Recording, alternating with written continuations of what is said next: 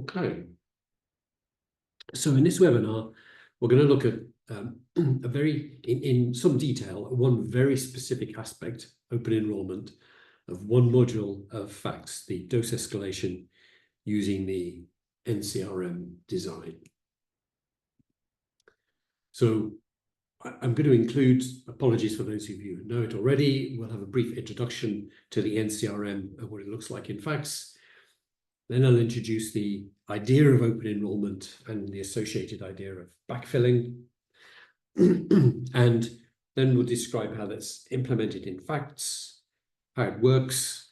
We'll introduce the example we're going to look at, and then we'll look at the example in 3 stages. Initially, just replacing cohort enrollment with open enrollment, see what difference that makes. Then to the open enrollment example, we'll add in backfilling and see what difference that makes. And then finally, we'll add in this new feature, which we call front filling. So you now have open enrollment with backfilling and front filling. And we'll see what difference that makes. And also, hopefully, you'll see how we try to understand what this process is doing in the way that I use FACS to illustrate it. So the N-CRM, which is perhaps now these days better known as Bayesian Logistic Regression, or the Bayesian Logistic Regression method, BLRM. But when we named it, we were, whoops, not too far. We were straight up, very shortly after the sort of seminal paper by Bayesian Logistic in 2008. So it was already a CRM, a continuous reassessment method that had been around for many years. So we wanted to differentiate it from the original CRM, so we stuck an N on the front, where N could stand for Neuenschwander, or it could stand for new, or it could stand for Novartis, which is where this work was done. And the advantage of this redesigning of the CRM, the advantages that Bayer brought to it was it used a more transparent dose toxicity model. It had very similar operating characteristics to the original CRM, but it tried to avoid some of the difficulties that were encountered while actually using the earlier CRM. And there's a nice slide deck on this by Bayer at a talk he gave at Cambridge, and I believe the slides are still available here. So the principal innovations that he introduced were that using the same dose response model, the Bayesian Logistic Regression, in the Neuenschwander method, we estimate both parameters, whereas in the original CRM, the decision was to fix alpha at 3, presumably under the assumption that we were going to have so little information that it didn't make much sense to try to estimate both parameters. Secondly, rather than just trying to pick the dose which was closest to or the highest dose below your target toxicity, Bayer introduced the idea of a toxicity band that you were targeting, and that you wanted the dose that had the highest probability that its toxicity rate lay in that band. When you're doing that, that also makes it very easy to introduce an idea that was already around, this overdose control, which is to use the posterior probability distribution of the estimates of the toxicity at each dose to say, well, if too much of this distribution is above a certain level, then we're going to deem this dose too toxic and we won't allow it to be used in the trial. He also introduced a method for forming effective dose strengths very simply, whereas the previous method had a somewhat arcane approach that people didn't feel was very transparent. And he also introduced some intuitive ways of establishing the priors for this 2-parameter logistic methods that we've incorporated into FACS, and we've also extended with additional methods. So we've got this standard logistic, that the logit of the probability of toxicity at a dose is modeled by a simple linear equation with intercept alpha and slope beta of some transformation of the dose strength. And what Bayer uses in his paper is log of the dose ratio of each dose to some reference dose.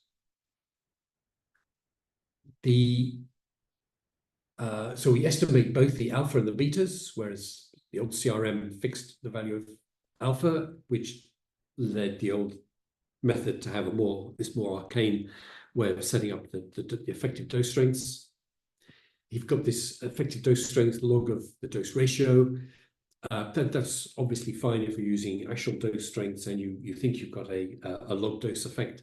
In fact, we also allow you to simply use a linear transformation, the dose minus the reference dose, either if you think the dose response is linear or if you've not bothered to put in actual dose strengths at all for your doses, but simply 1, 2, 3, 4, 5.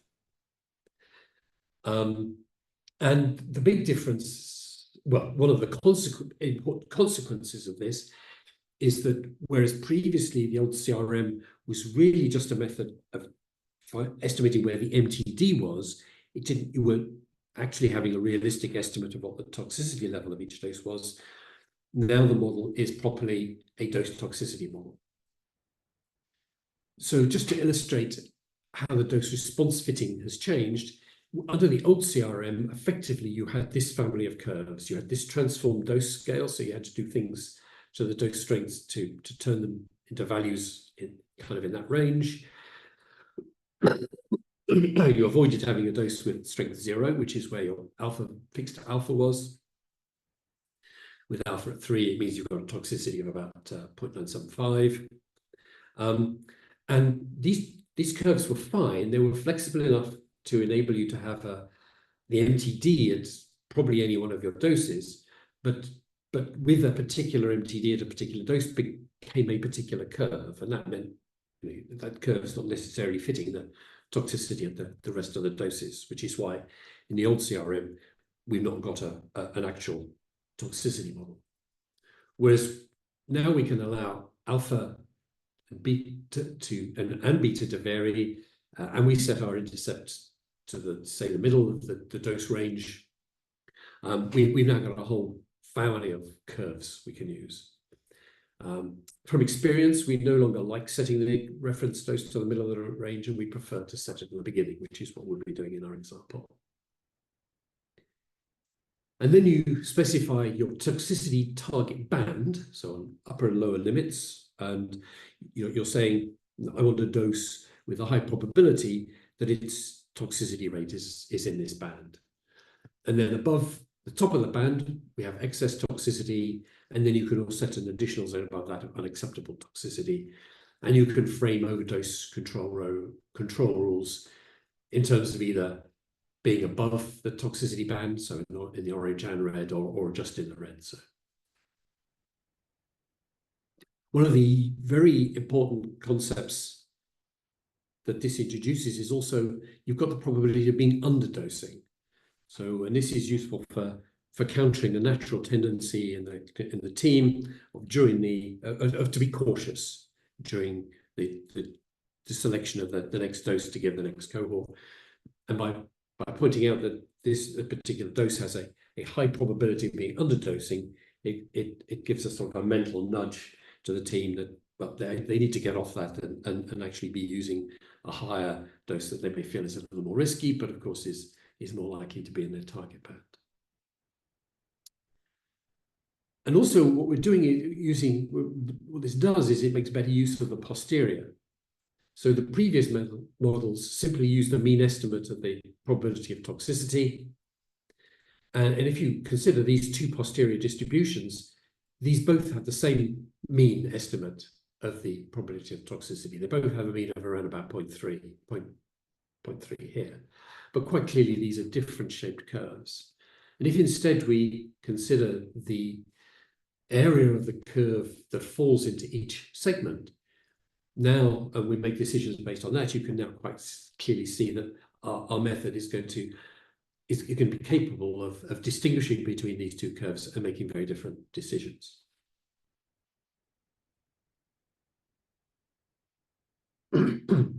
One thing that we've sort of changed or extended Knowledge Founder's method is that, like the very original CRM, his proposal was to place some faith in your prior and simply allocate straight away to where the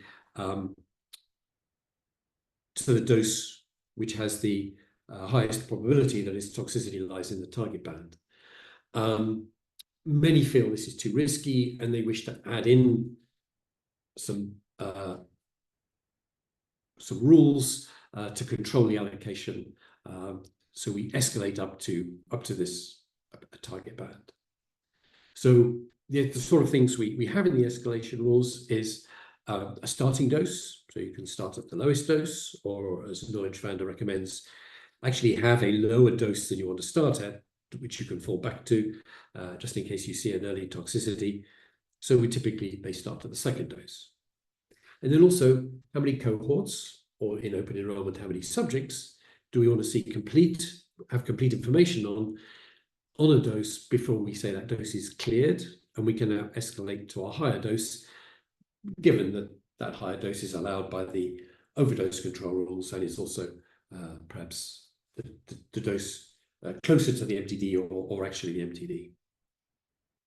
We can also vary the number of steps up in dose levels that you can have at this point.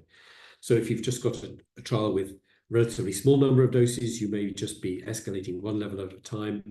But if you had a lot more available doses to you, you might want to go up some sort of ladder of doses from within the whole dose set. And then we have rules that allow you to define what that is. But it's extremely easy to have the rule, you start at the lowest dose, you escalate after a cohort or its equivalent is complete on the dose, and then you can increase by one dose level. That's kind of like the default. As I've said,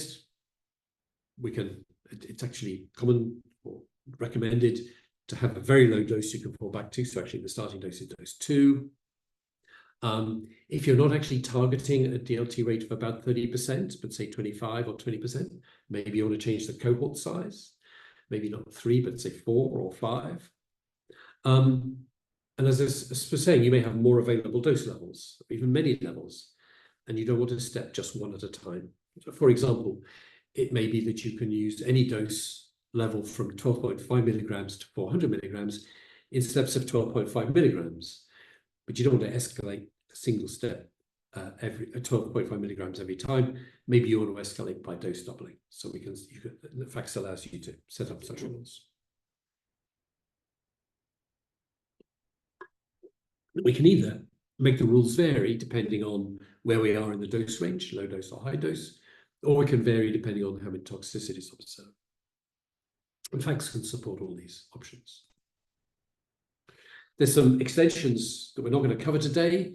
In fact, you can include in the design 2 groups, which might be, say, 2 populations, adults and children, or it might be 2 treatments, a study dose monotherapy, and then a study dose plus some fixed additional treatment. You can also include efficacy, and it can simultaneously analyze toxicity response and a binary efficacy response. And also we can treat the toxicity response as not binary but ordinal. So you have so it fits a toxicity response curve to the mild toxicity, the DLT toxicity, and also possibly a severe toxicity. And then also it has this option, which we're going to look at today, for open enrollment. So let's take a look at how open enrollment, what the idea of open enrollment is. So it quite possibly kicked off by this adjustment to actually not the CRM, but the 3+3 in a thing called the rolling 6 design. There was then a paper with a colleague of ours, Christine Brolio, ex of Berry Consultants, and also Scott Berry, where they did a design which featured open enrollment in a simpler form, but similar to what we have in N-CRM. And then also there's a paper on backfilling, which gives some of the early version is dated 2016, but it took a long time to be published in the Society for Clinical Trials, wasn't published till 2023. So rolling 6, up to 6 patients could be concurrently enrolled into the study, and accrual to the study was only suspended when they had 6 patients with no data. Decisions as to whether to enroll a new participant onto the current or on the next highest or the next dose were based on the data level available at the time that that new patient comes in. So the number of patients on the cohort, the number of DLTs observed, and of course also the number of patients allocated who are at risk but haven't had a DLT yet. So for example, when 3 patients were enrolled, if the toxicity data was available for all 3, when the 4th patient enters, if there are no DLTs, they escalate. If there was data not available for 1 or more of the first 3 patients, but if one DLT had been observed, the new participant was entered at the same dose level. But if 2 or more details had been observed, then the dose level was de-escalated.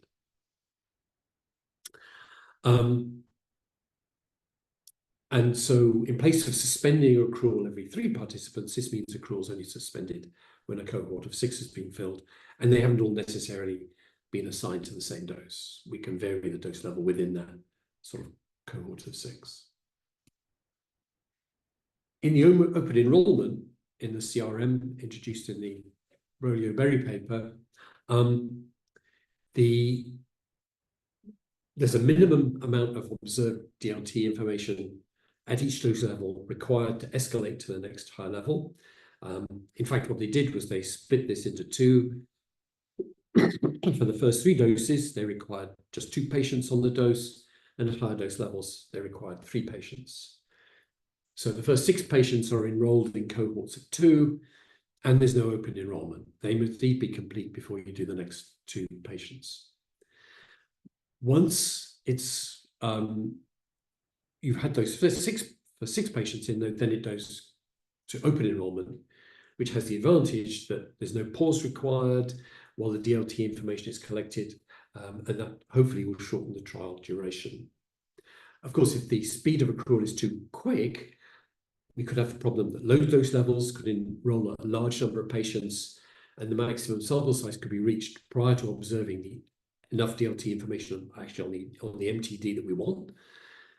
Also, rapid enrollment could result in too many patients being treated at a dose level where at that point we haven't determined that it's safe to enroll. So to balance it, the open enrollment is capped with a rule that says there can't be more than 3 adult patients with unknown DLT information at any time.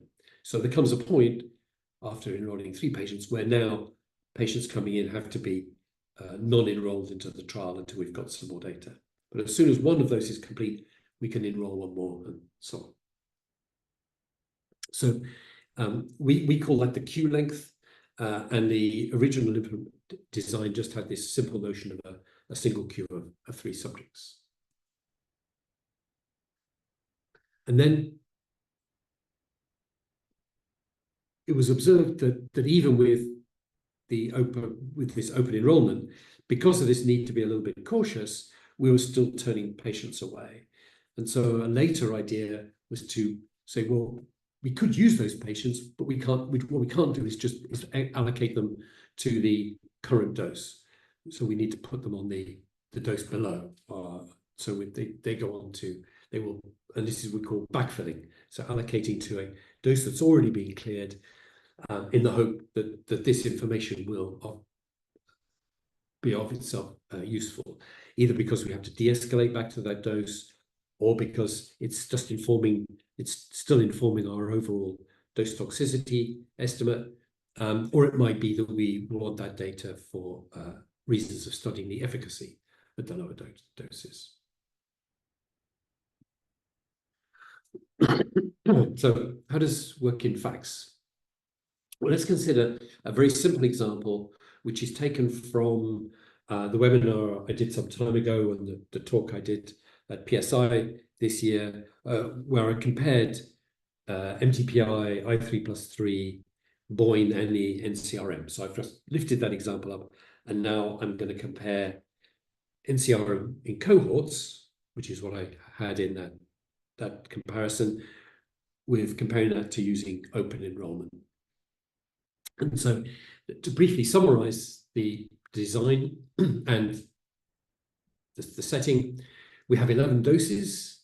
Our target toxicity band is from 0.15 to 0.3. Our overdose control is that we don't want a dose where the probability that the toxicity is above 0.3 is above 50%.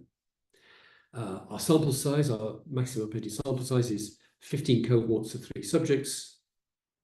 We've got 10 different scenarios, with the MTD varying from 3.75 up to 800. And they alternate with F scenarios for flat, or actually sort of shallow, in other words, relatively slow slope, and S for steep. In the flat or shallow scenarios, we typically actually have more than one dose that lies within the target band. And in the steep scenarios, there is only one dose that lies within the target band, and the dose before it is below it, and the dose after it above it.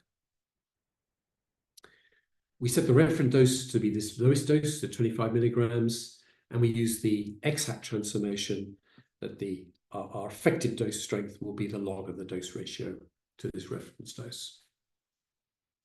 And we use the feature in facts to simply derive our prior from the scenarios. So the facts takes these 10 scenarios, it fits the logistic to each one of them in turn, deriving corresponding values for alpha and beta, and then from those 10 pairs of alpha and beta, it derives the corresponding bivariate normal distribution. We're going to start allocating at 37.5 milligrams. Oh, yes. But what I've done is I've relaxed the prior on the slope somewhat. So I've doubled the standard deviation of the prior. So from 0.54 to 1 to make the prior a little less informative. Our escalation rules have started the second dose, 37.5, escalate after there's one complete cohort, 3 subjects, escalate by 1 dose level, and stop when we've got 3 complete cohorts on the MTD. And this looks quite straightforward in facts. We've got facts with the N-CRM. We've set it up for this. Our base case that we're going to compare to is using cohorts. So we've got 15 cohorts of size 3. For comparison with open enrollment, I've said each cohort has a duration of takes 7 weeks. So it takes 3 weeks to enroll, 1 patient a week, and then the follow-up time is 4 weeks. We're targeting a toxicity interval that I described from Neuenschwander, and we've got the interval specified as being from 0.15 to 0.3. And here's our overdose control. We're limiting being at the probability of having excess or unacceptable toxicity to less than 0.5. We've also got an overdose control on unacceptable toxicity. That has to be less than 0.05. And we have our 11 treatment arms from 25 to 800. And we've got our various scenarios to simulate that have all been set up using the parametric option. So I've used the model, and in each one I've set the ED50 and the slope such that the MTD is at as named in the scenario. So here the MTD dose is at 300. So you can see it's got a toxicity rate of 0.27, and it's a steep scenario. So the dose below lies below our target range, and the dose above lies above our target range. And then the design, we've set the reference dose to be the lowest dose we have, and we're using the log of the dose ratio which gives the effective dose sat strengths here from 0 to 3.5. And then here's the toxicity model. There's our logit, and then these values have been derived by the derived prior, selecting scenarios, clicking derived prior. We've got those numbers, and then I've accepted those and then manually changed the standard deviation of beta to be 1 rather than 0.54, giving me a slightly less informative prior.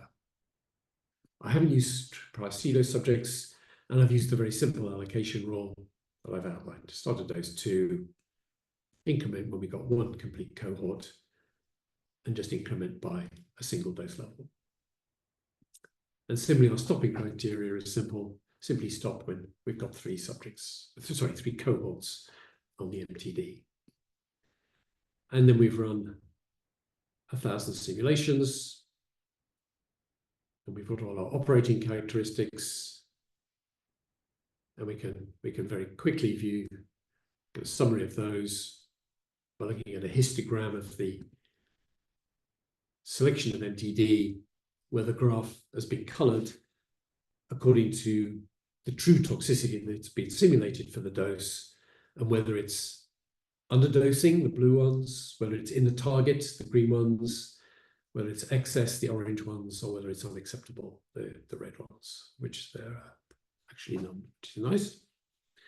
And you can see, by and large, we're doing well. The peak is at the MTD. There's maybe a scenario where that peak isn't very high. There are some where the peak isn't very high, but there are actually 2 doses in the target band. So you have to imagine them stacked on top of each other for how often the MTD is on target. And also, it's not got too high a propensity for selecting a dose above the target. So fairly reasonable operating characteristics. So we're now going to compare that to adding in open enrollment. So to set up open enrollment, it's actually fairly simple. We take a copy of the FACS design. On the study tab, we set open enrollment. Instead of the 7 weeks to do a cohort, we set the accrual rate and the time for each patient to complete. We set the maximum subjects without final values. I'll describe those in a moment. And also on the allocation tab, where it says to clear a dose, where previously it said to clear a dose, we had to have a cohort. That now becomes the number of subjects, which I've set to 3. And on the stopping rules, where it said previously it was 3 cohorts on MTD to stop, I've now made that 9 subjects. So the same number of subjects equivalent to the previous cohort rules.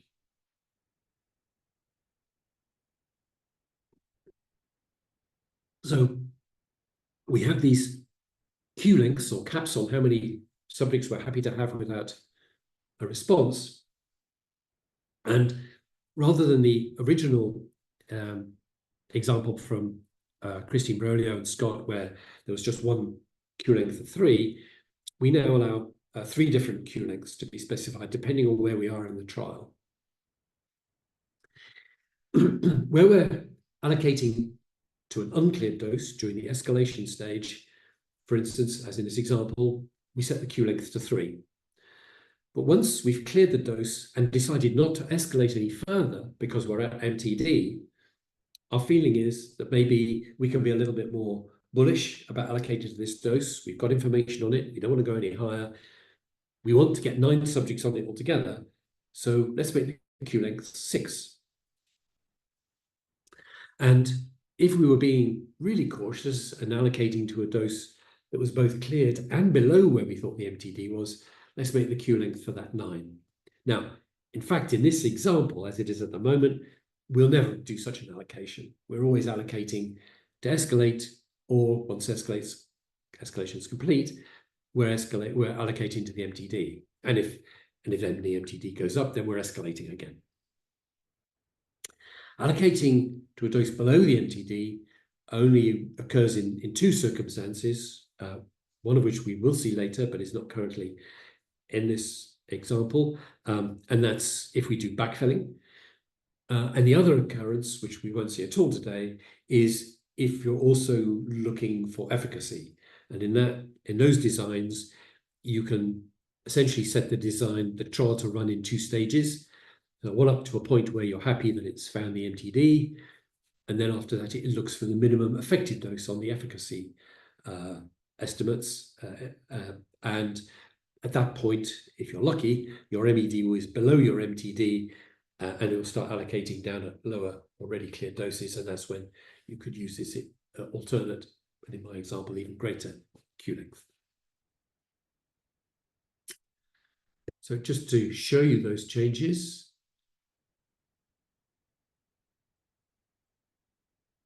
So on the study tab, we change recruiting cohorts to open enrollment. So we now specify the sample size as 45 subjects instead of 15 cohorts of 3. We give the accrual time, a mean accrual rate of 1 subject per week, and the time for a subject to complete of 4 weeks, say 2 treatment cycles of 2 weeks. And then these different Q lengths, the number of subjects we're happy to have without final results if we're allocated to an uncleared dose,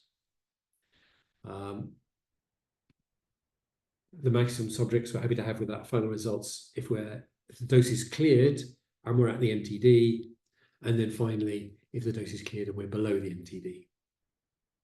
And then the only other changes, so the toxicity tab, the treatment arms, the virtual response, they all stay the same. And on the design, again, the X-hats and the model prior, that stays the same, still not using pseudo subjects. On the allocation rule, we change 1 cohort to 3 subjects. It's the number of subjects required to clear a dose. And on the stopping criteria, we change 3 cohorts to 9 subjects for the number of subjects we require on MTD to stop the study. And again, we can run 1,000 simulations and collect the operating characteristics. And we can just take a quick look at the same graph again and see that we are in, this looks very similar to the set we had when we were allocating in cohorts. It's easier to see that, in fact, the differences are relatively small. It's easier to see them as numbers rather than on the graphs. So I've taken the numbers from the summaries, and we can put them into a table like this. And it seems to me that there's kind of 4 main operating characteristics that are relevant here for comparing these 2 designs. One is how's the sample size, effective sample size changed? Are we being less cautious? Are we exposing patients to toxicity more? What proportion of our treated patients are experiencing toxicity? What's the mean duration? Because we're hoping through this open enrollment to complete the trials more quickly. And how has it affected our ability to select the right dose?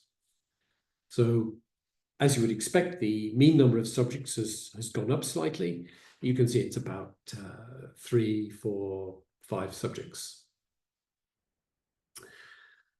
Gratifyingly, we don't seem to have made our trial less safe. The proportion of subjects experiencing toxicity looks to be pretty much unchanged.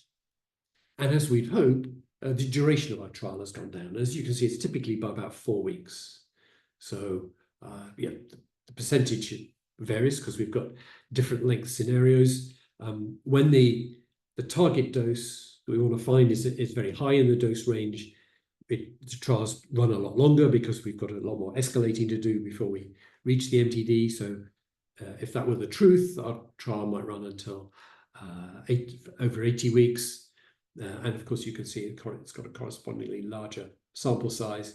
Whereas if the target dose is earlier, say at the 100 milligram dose, then the trial might just take 50 weeks. But in each case, the open enrollment design is about 4 weeks quicker. And interestingly, it's also just a little bit more accurate at finding the MTD. In some cases, not by very much, but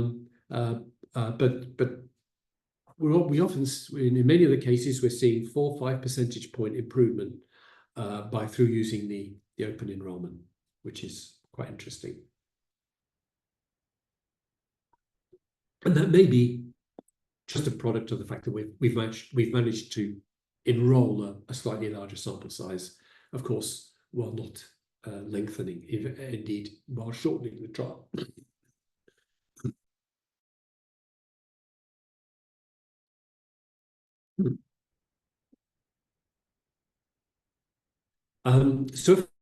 Well, actually, what's going on? This is what a cohort enrolled example trial looks like. You can see it's enrolling 3 subjects at a time on ever increasing dose strengths. Here we see 1 toxicity, but given our model and our prior, it's happy to escalate beyond that. Then we see no toxicities. It's escalated again and seen 2 toxicities. It's dropped down 2 dose levels. It's had no more toxicities, so it's happy to go up a dose level and allocate twice more. And then we've got the 9 subjects on the 9th dose, the 400 milligram dose, where it's seen 2 toxicities, and that means in this instance, it's happy to select that as the MTD, which is actually 1 dose level higher than we would have wanted, but that's the data we saw in the trial. In the open enrollment, things look a little more different because it's showing us we've got a few places where we've got individual subjects, not in groups of 3, and we're now also, for information purposes, we're plotting where subjects turned up, but they weren't able to be included in the trial. And in order to understand what's going on during the trial, it's now important to actually be able to see the data at that cohort, rather than just the finished article. So in open enrollment, FACSIS allows us to sort of wind time back and forwards and look and see how much data was available. So we can see what's going on at this case here when we're allocating to dose 3.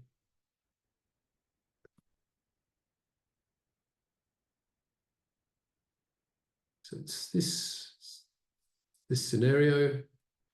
It's part of the normal graphing.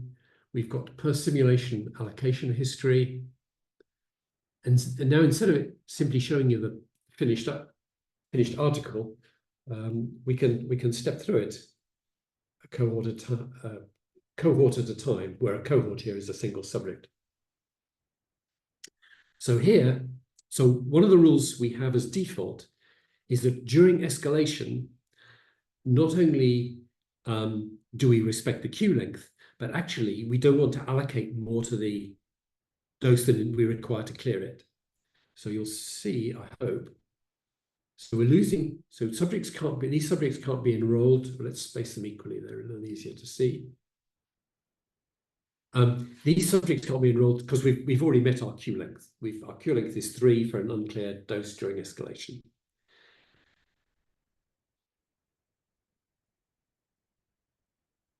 And so all these subjects come in and we're unable to allocate them. Oh, and here, and then the next subject, when they come in, we've actually got all 3 subject results. So this dose is now cleared. We can now escalate and start allocating here. Again, our queue is full. I should have said the gray squares means subjects without information. They become dark gray circles when we have information and there was no DLT, and they'll become a red circle if it was a DLT. And then these crosses at the bottom are indicating the lost subjects. So here, the first subject on the second, it's actually on our second doses. Let's space them evenly. It's a little easier to see. On the second dose, dose 3, has experienced a toxicity. So we drop down a dose strength and start allocating at dose 2 again.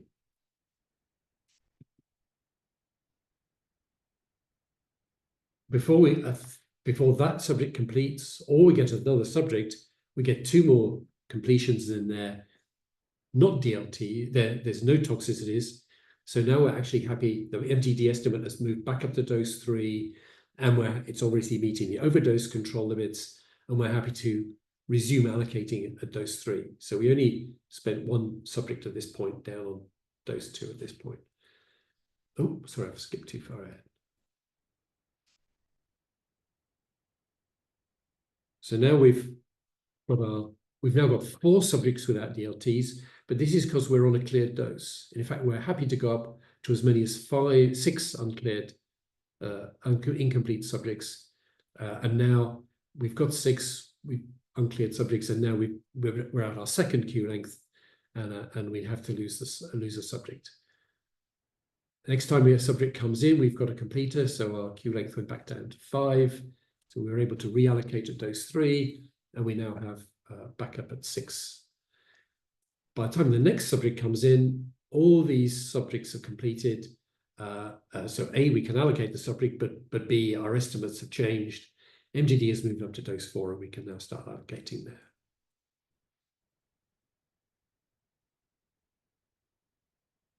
You can see a sort of a similar story as the trial progresses.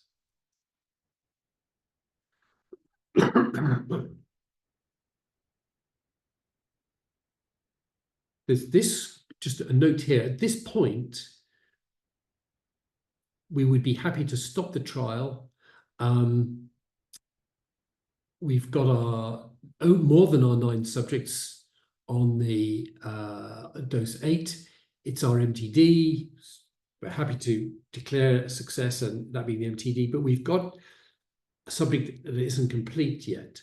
So another subject comes in and we lose them because we think we're finished, but they're marked with pale yellow because actually what's happened is we've paused enrollment. We think we're finished, but we just want to see what this guy does. And he comes in as a non-DLT, which actually raises the maximum tolerated dose level, and we resume allocating at the next dose. Now, in fact, this is now actually has exhausted, if you count up the dots, we're now at 45 subjects, so we actually have to stop here because we've reached our cap. So we're declaring MTD here, but we were unable to reach the early stopping rule, the 9 subjects on that dose. So I hope you can see how that graph helps us to understand and see how this design works. You can see the effect of the setting of the different queue lengths, and enables us to present the design by working through a number of such simulations to the team. So those, right. But even with our queues and open enrollment, we were turning away a lot of subjects, so a lot of lost subjects. And so how about keeping those subjects, but not allocating them to the current dose, but allocating them to a lower, safer dose, which we've already gone past. So we call this backfilling. And we're still going to get information from them. We'll get information from them because they'll be included in the model. After collecting future data, we may actually choose to, if we see DLTs, we may de-escalate back to a dose where we've already increased the number of subjects on it, allowing us to stop sooner. Or it may be that these extra patients will give more valuable information on later on estimating the efficacy. So adding backfilling into FACS is also pretty straightforward. On the study tab, we check the allow backfill box. Because we're now going to use more subjects, we still want our 45 subjects for the escalation, so we want to increase the maximum sample size to include some subjects being used for backfilling. And as well as increasing the overall sample size, we can specify caps on how many subjects to be used for escalation and how many backfilling. And then we can set some backfill options. For instance, is there a maximum number of subjects that we want to allocate to a dose? Is there a maximum number of subjects we want to allocate through backfilling to a dose? If, say, we're at dose 7 and doses 6 and 5 were kind of already filled by those rules, how many more, how low would we be prepared to go in backfilling? And is there a dose at below which we don't want to backfill, where we think that actually we included that dose for, just in case we don't really want to get extra information on it.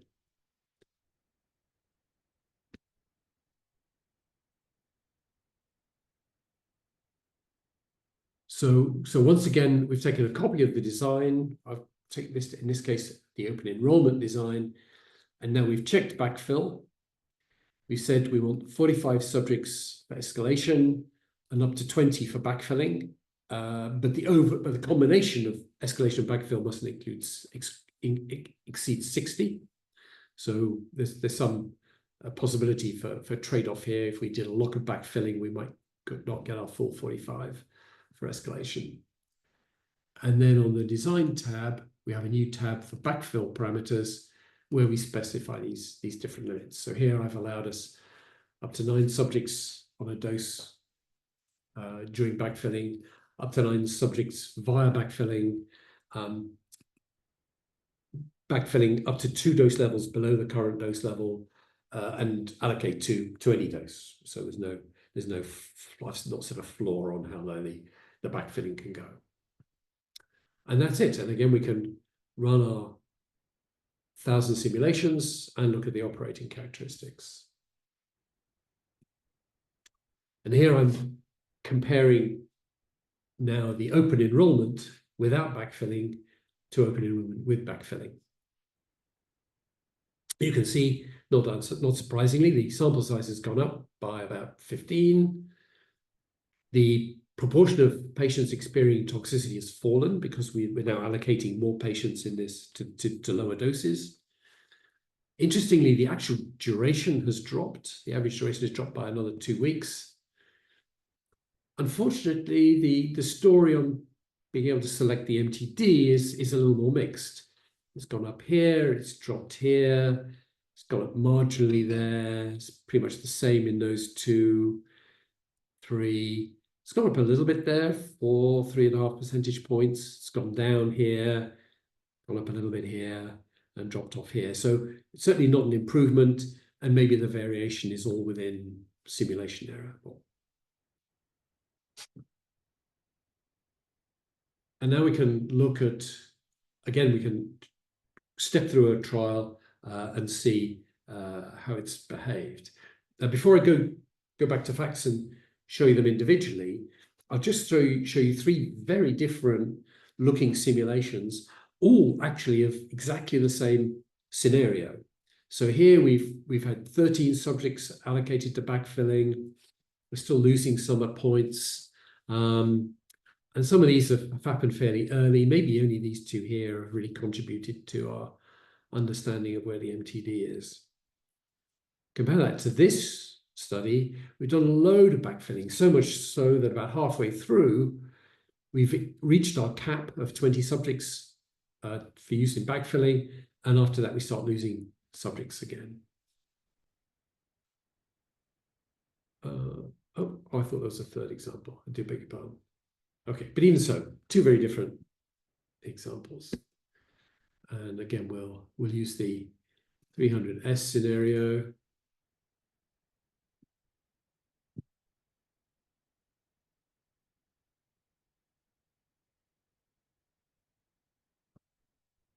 And we can step through. So we get our Q of 3. And after that, we lose subjects because we haven't got a cleared dose. So backfilling can only use cleared doses. So dose 1, which we haven't allocated to at all, isn't cleared because there's no data on it and there isn't a cleared dose above it. Let me just space the interims out equally. It's easier to see the the marks. Let's also space the doses evenly. So now they're complete and we can escalate. And now we can start backfilling because we've got a cleared dose. So we've got the 3 subjects on here with that information. That both meets our queue length of 3. And our rule that we don't want to allocate more subjects to a dose than we need to clear it. Now we've got now we've got a 4th subject without information, but he's on a different queue. He's now on a cleared dose below the MTD queue. So, and we're happy that queue length was specified as 9. So we're happy to have lots of backfill subjects. And there we go. We've got another one. Then we get data in, and we can start allocating to this dose again. Because of the toxicity, the MTD hasn't risen, so we want to stay on this dose, but we're happy to put 3 subjects on it, in fact, even more, because now it's become allocating to the MTD at a cleared dose, so our queue length is 6. So it takes quite a while before we actually have a backfill again, where we've now filled the queue of 6, and when a 7th subject comes in, we can backfill them to dose 2. And then I don't think there's anything. Oh, why did we lose them? So at this point, we've got some more subjects lost because we've now got 9 subjects on each of these doses, and we had a rule that said don't backfill to more than 9 subjects on a dose. So now we've got a few lost here.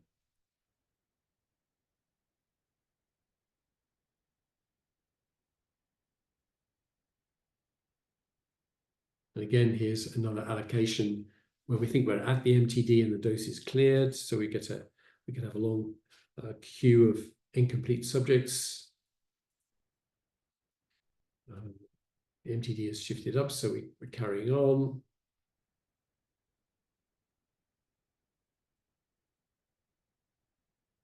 And I think at this point, we've reached our cap of 45 subjects.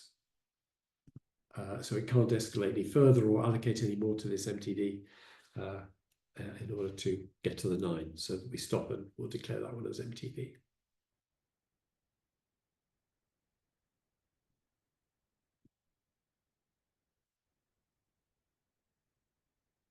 So the last thing we want to look at is even simpler to enable in a fax design, and that's to enable front filling.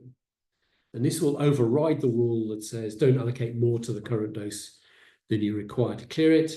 We can effectively backfill at the current dose, this front filling. And all we need to do is to go to the backfill rules and allow front filling. And I'm going to also allow counting the front fill as backfill. I also decide to increase the total sample size to 75 to allow 30 for backfilling and front filling, and keeping 45 on the escalation. So once again, we've saved the current design, and we've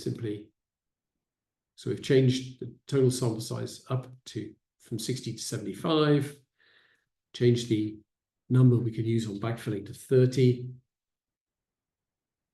and on the backfill allocation rules, we've said, okay, allow front filling and count those subjects as backfill subjects. And then we've run our 1,000 simulations. And again, we do a comparison. So I'm going back to comparing to open enrollment without backfilling. Again, we've got the larger sample size, not surprisingly. We've got the slightly reduced toxicity because we're allocating more to lower doses. The duration has come down a little bit more. So with backfilling, it came down 2 weeks. With the front filling, in some cases, it's come down an additional 2 weeks. But now the good thing is that we've always got an improvement in the MTD selection, with perhaps, I think there's this one exception. There's a tiny drop, and there's a couple where it makes effectively no difference. But we've got 2 or 3 where we've got really quite a marked improvement. We've got a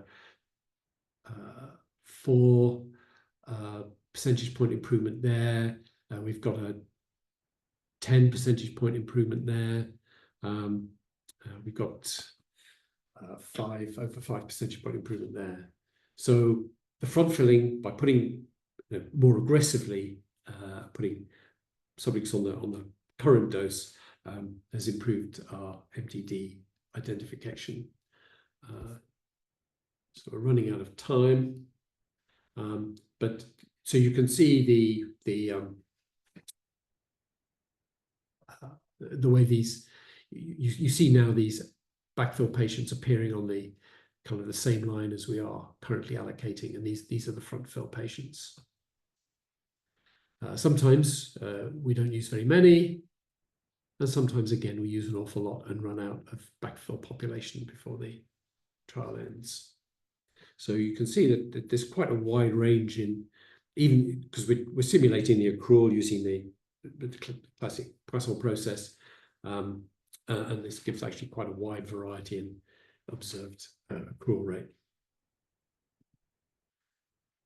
And very lastly, just go back to comparing this to the original cohort design. You can see this marked improvement, although we've got the larger sample size, so that might be a negative, that might be additional cost. It might be a positive because we've got this larger sample size in actually less time. So we're saving 6 to 8 weeks now. We've not increased the proportion of toxicities, and we've now got this cumulative improvement in finding the MTD.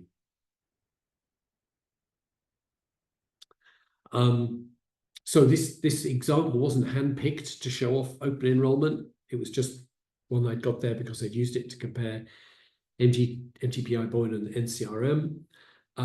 It does have 11 doses, which might be considered unusual, but I'm not sure that favors open enrollment and backfilling or not. It simulates an average recruitment rate of 1 per week with a DLT observation rate of 4 weeks. If you change that ratio, clearly that's going to affect in different ways the impact of open enrollment and backfilling. In practice, it's going to probably make running the trial a more labor intensive, more intense, because you'd be looking at the data of every subject. But judging by these results, it's quite possible that it will make the trial shorter overall and more accurate. Of course, it's going to enroll more subjects, which might be more expensive, but it will also generate more data. And I hope I've also shown in passing that being able to look in detail at individual sims is really important for getting a feel for how these designs work. And we have the usual closing note. FACS is free for academic government institutions. It's also free to evaluate for commercial organizations. And just email me at Tom@Berry Consultants if you'd like to be on the webinar mailing list or you've got any questions. And that's us done for today. Thank you very much for your attention, and I hope to catch you, to be able to talk to you on a webinar later this year. Have a good rest of the day.